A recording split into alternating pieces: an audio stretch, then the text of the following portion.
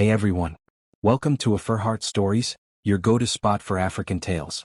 Don't forget to like, subscribe and drop a comment. Now sit back and enjoy. The night was unusually quiet, except for the faint ticking of the grandfather clock in the hallway. Emma sat at the edge of her bed, clutching her worn backpack. She had packed it hours ago, just in case. Deep down, she had known this moment was coming, though she prayed she was wrong. The bedroom door slammed open. A sharp beam of light from the corridor cut across the faded wallpaper, illuminating the figure in the doorway. It was Clare, her stepmother. Her perfectly coiffed blonde hair glistened under the ceiling lamp, her lips pressed tight in a line of disdain. "Pack your things. You're leaving tonight," Clare's voice sliced through the silence. Emma's heart sank. "But, where will I go?" she whispered, her voice trembling. Clare's eyes narrowed, her manicured fingers tightening around the doorframe. "That's not my problem. You're nothing but a burden in this house. Ever since your father passed, all I see when I look at you is failure. Do you understand me? Failure." The word stung like a slap. Emma bit her lip hard, refusing to let tears fall. She wouldn't give Clare that satisfaction. "I can work, I can help," Emma started, her voice cracking. "No," Clare snapped, cutting her off. "Do you think scrubbing floors or waiting tables will change anything? You don't belong here. Not with me, not in this family. You're a mistake I was forced to inherit." Emma's chest tightened as if someone was crushing her ribcage. She could still hear her father's voice, soft and reassuring, telling her just months before he died that Clare would take care of her. That was the lie she had clung to, until tonight. Clare stepped into the room, her perfume sharp, suffocating. She yanked the backpack from Emma's hands and tossed it toward the door. "Go. Don't ever come back." Emma stood, her knees trembling beneath her. "Please, just one night. Until morning. I have nowhere to go." Clare's laugh was cold and hollow. "Not my concern. The world doesn't coddle weaklings, Emma. If you can't survive on your own, then maybe you don't deserve to." Those words sank deep into Emma's bones, branding her with shame and rage she would carry forever. She swallowed the lump in her throat, pulled her sweater tight around her thin frame and picked up her bag. Without another word, she stepped past Clare, her head held high even as her insides quaked. Downstairs, the house felt different. The family portraits on the wall, most of which had her father smiling proudly, suddenly looked like strangers. The leather couches, the crystal chandelier, the marble floors, all of it felt like another life she no longer had claim to. At the front door, Emma turned one last time. "Dad wouldn't have wanted this," she said softly, her voice carrying both sorrow and defiance. Clare's lip curled. "Your father isn't here, is he?" That was the final blow. Emma stepped into the night. The air outside was biting, the wind tugging at her hair as if mocking her. She clutched her backpack to her chest and walked down the empty street, the soles of her worn shoes slapping against the pavement. The sky was heavy with clouds, and the flickering streetlights cast eerie shadows that stretched across the cracked sidewalks. Every step felt like a betrayal, to her father's memory, to the promise of family she had believed in. Her phone buzzed in her pocket. She pulled it out, the cracked screen lighting up with a single message from her stepbrother, Nathan. "I'm sorry. I can't help you. Mom won't let me." Emma's chest tightened. Nathan, once her closest ally, was now just another person too afraid to stand against Clare. She shoved the phone back into her pocket and kept walking. By midnight, Emma found herself at the edge of town. She sat on the curb outside a shuttered bakery, hugging her knees to her chest. The air smelled faintly of yeast and sugar, but it did nothing to soothe her hunger. Her stomach growled, but she ignored it. She pulled out the small photograph she always kept tucked in her wallet, a picture of her and her dad at the county fair. His arm was draped around her shoulders, his smile wide, his eyes crinkled with warmth. She traced the outline of his face with her thumb, whispering into the night, "I'll be okay, Dad. I promise." Her words cracked at the end, betraying her fear.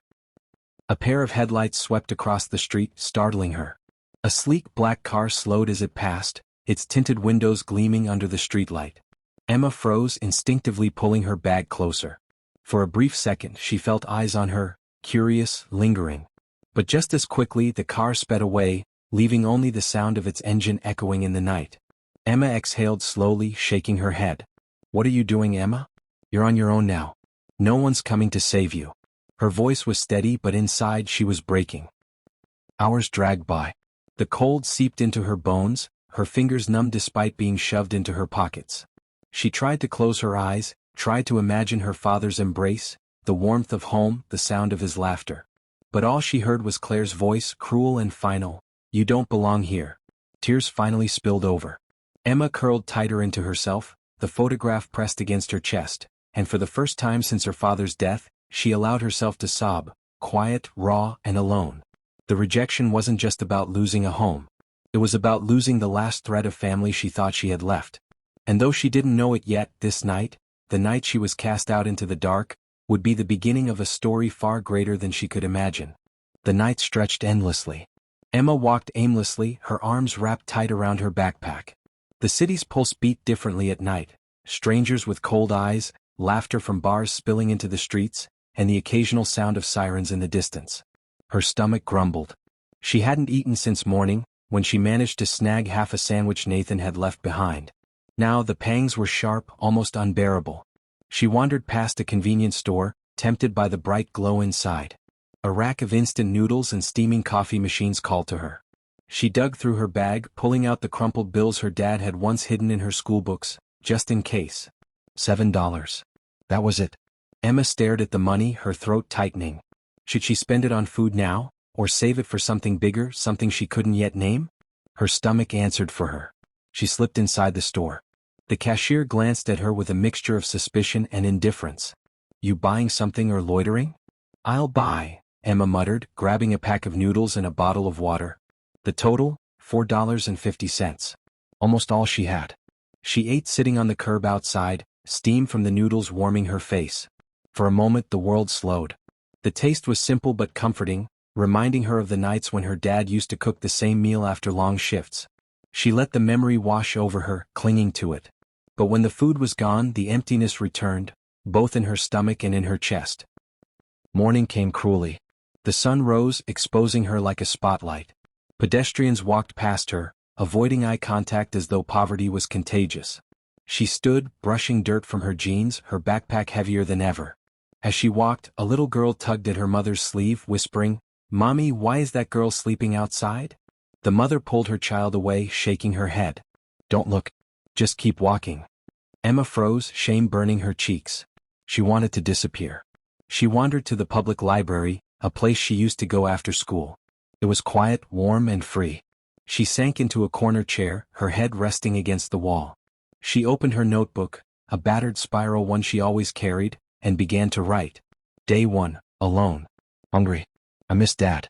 Her handwriting wobbled as tears blurred her vision.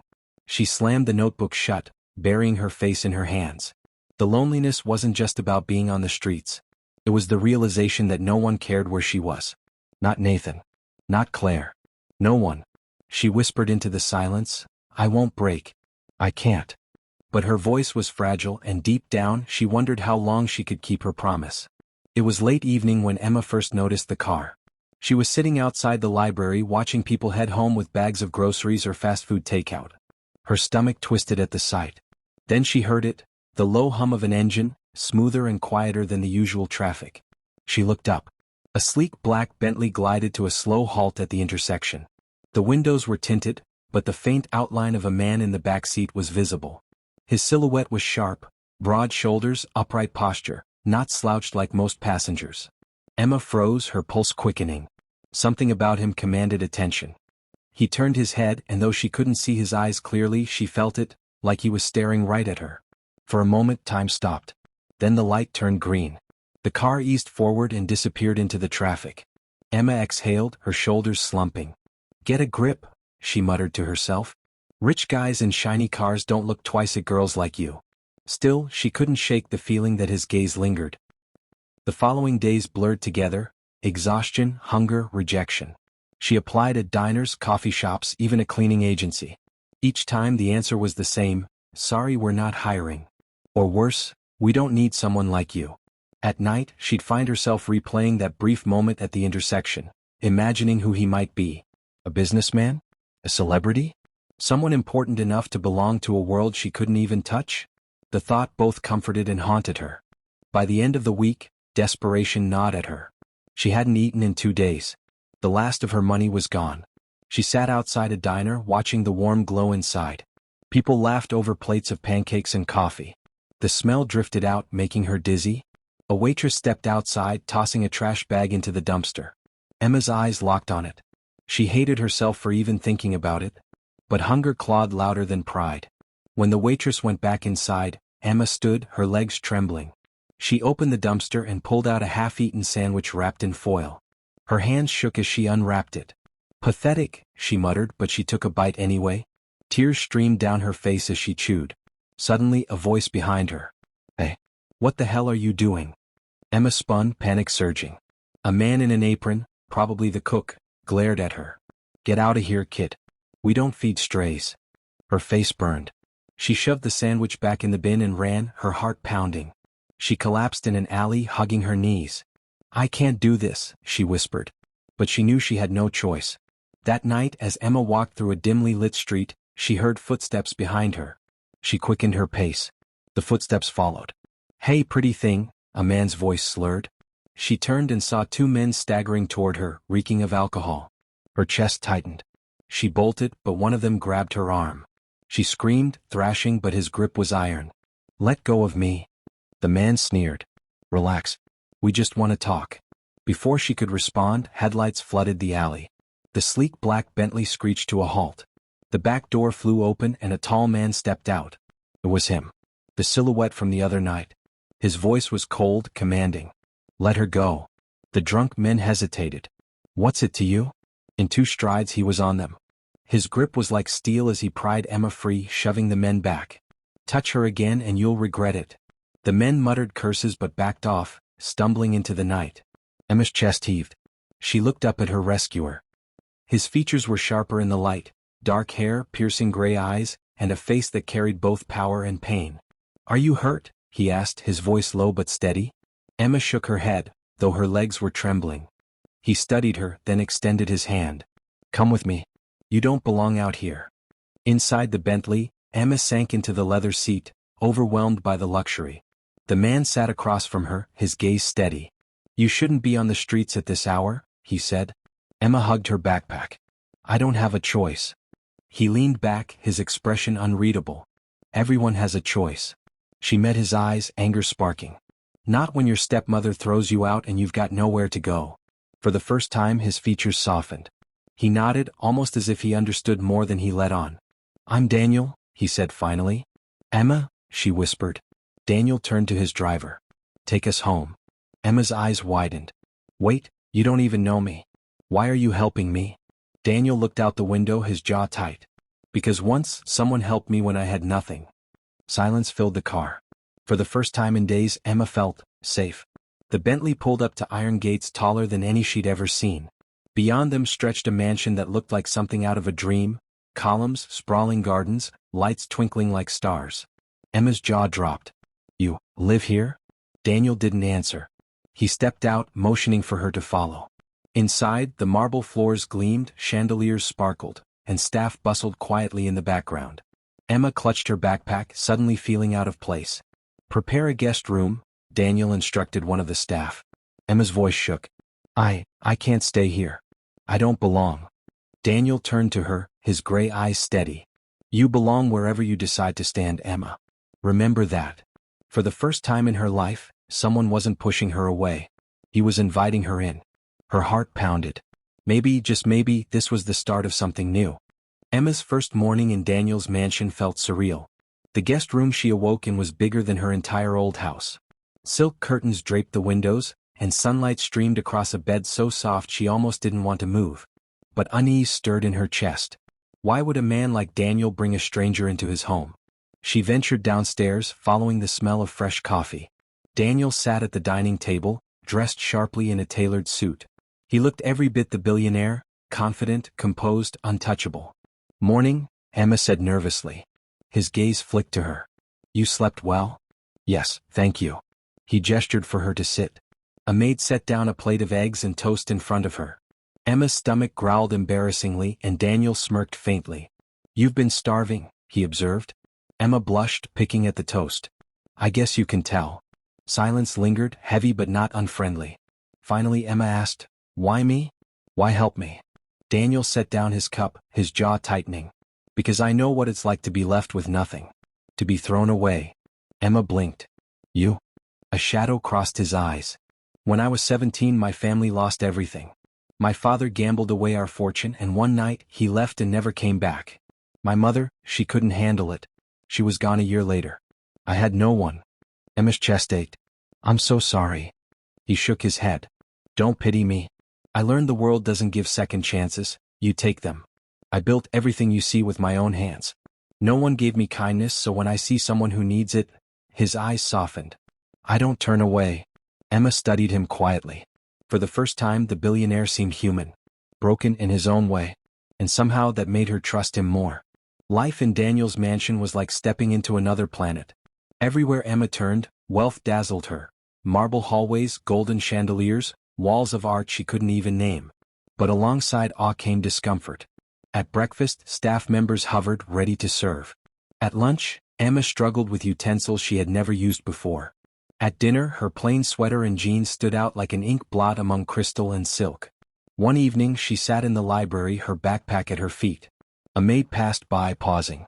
Miss Emma, would you like me to bring you a gown for dinner? Emma flushed. No, it's fine. I don't belong in gowns. The maid smiled gently. Mr. Daniel wouldn't agree. Later that night, Daniel joined her in the library. He noticed her hunched over a book.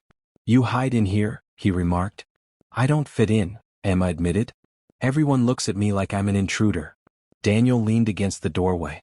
Do you want their approval? Emma looked up. I just don't want to feel like I'm stealing space that isn't mine. Daniel stepped closer, his tone firm. You're not stealing anything. You belong here as much as anyone else. Stop apologizing for existing, Emma. Her throat tightened. No one had ever told her that before. It happened unexpectedly. Emma was in the garden, kneeling among the roses, when Daniel appeared. He watched quietly as she brushed soil from her hands. You like flowers? He asked. They don't judge me, Emma replied with a small smile. Daniel chuckled. That's one way to look at it. He crouched beside her, reaching to pluck a thorny stem. His hand slipped and a thorn pricked his skin. A drop of blood welled. Careful, Emma exclaimed, grabbing his hand. She pulled a tissue from her pocket and pressed it gently against his finger. For a moment, time froze. Their hands touched, her warmth against his. His eyes met hers, intense, searching, almost vulnerable. Emma's heart pounded. She quickly looked away. There. All better.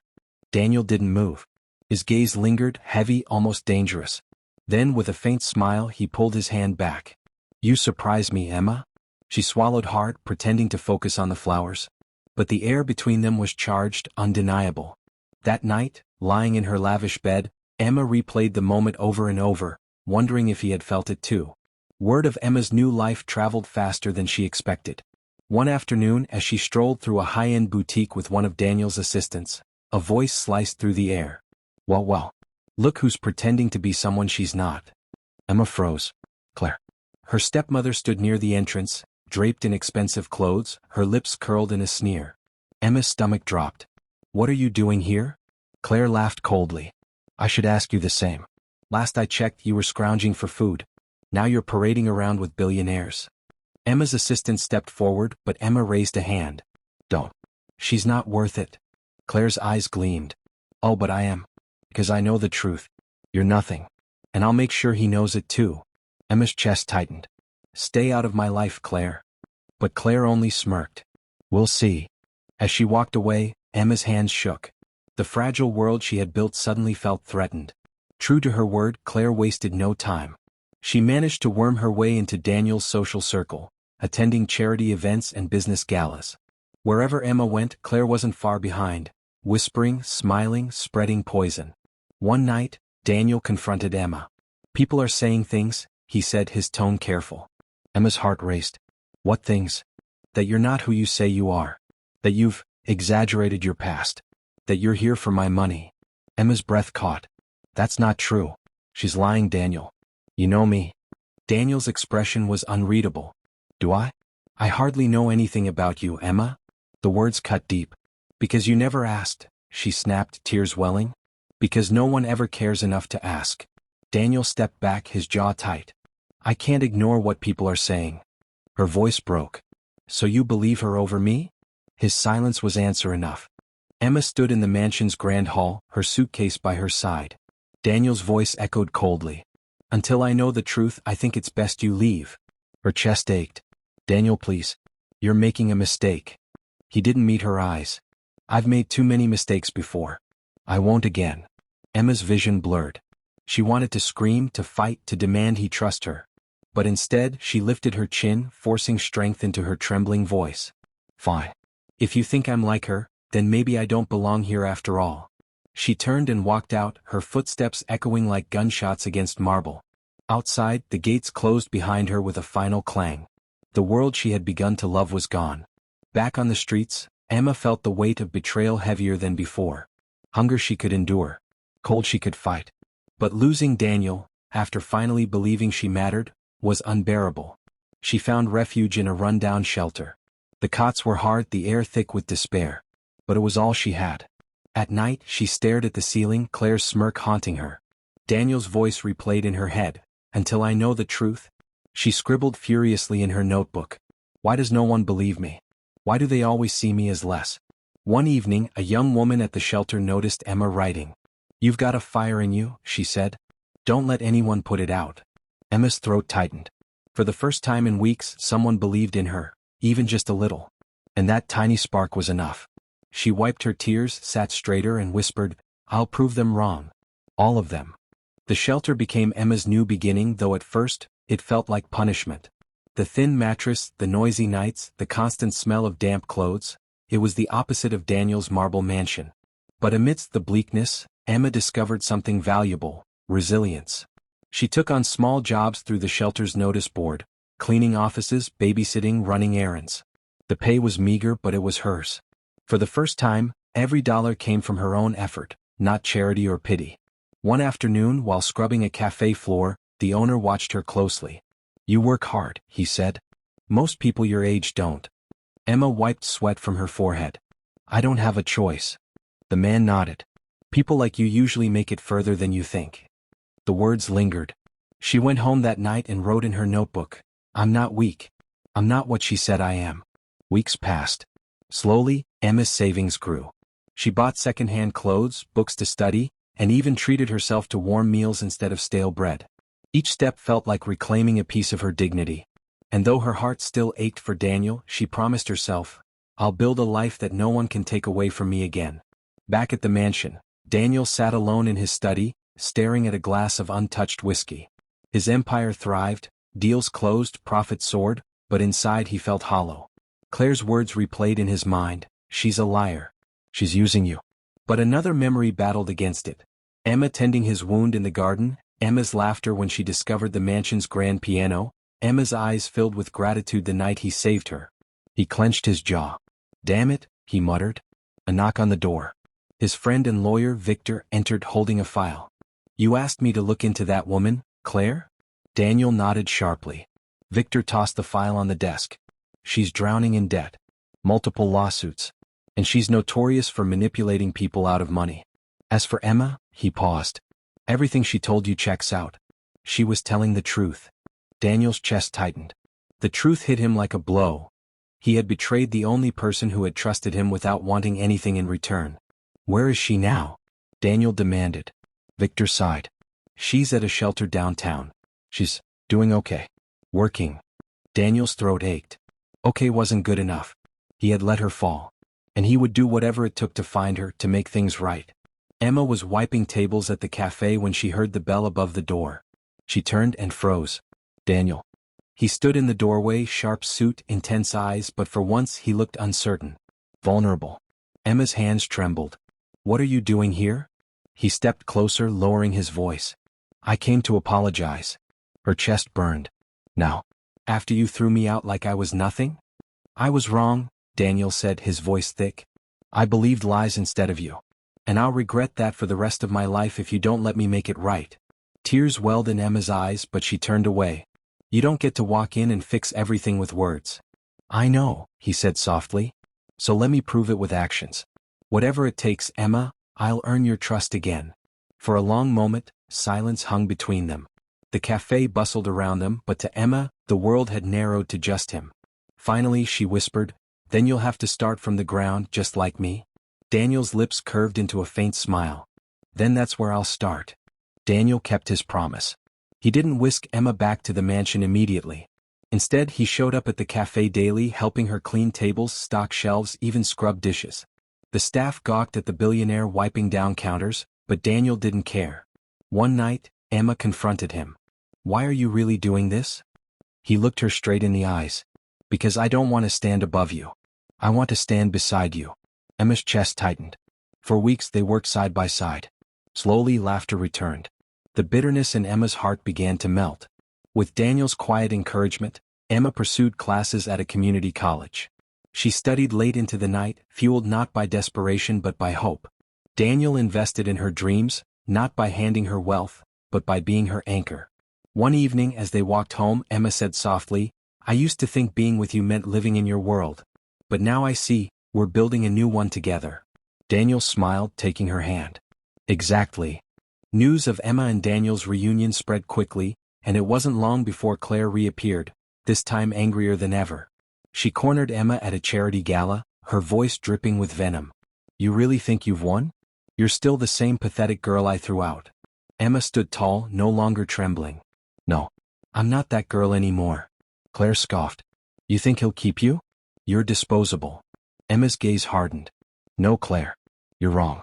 I don't need him to prove my worth, I already have. I work, I study, I fight for my future. And unlike you, I don't destroy people to get what I want." Claire's eyes widened, caught off guard by Emma's strength. Daniel appeared at Emma's side, his arm protective. "If you ever come near her again," he said coldly, "you'll regret it." Clare faltered, then stormed off, her empire of lies finally crumbling. Emma exhaled, her heart pounding. She had faced her demon, and this time she had won. Months later, Emma stood on the balcony of her new apartment, a modest but beautiful place she and Daniel had chosen together. She looked out at the city, alive with lights, and smiled. Behind her, Daniel joined her, wrapping his arms around her waist. "You did it," he whispered. "No," Emma corrected softly. "We did it. Together." She had a steady job, was close to finishing her classes, and had started volunteering at the shelter that once saved her. Every step she took now was hers, earned, not given. Daniel kissed her temple. "You know, when I first saw you, I didn't stop. I regret that. But fate gave me another chance. And I'll never waste it again." Emma turned, meeting his gaze. "You didn't give me the world, Daniel. You showed me how to build my own." He smiled, eyes glistening with pride. "And now we share it." They stood together, watching the horizon, knowing their story was no longer about rejection or pain, but about resilience, love, and a future built from the ashes of the past. For Emma, being thrown away was not the end. It was the beginning of everything. Liked it? Thumbs up, subscribe, and join the AfriHeart fam. Your support fuels our stories. Until next time.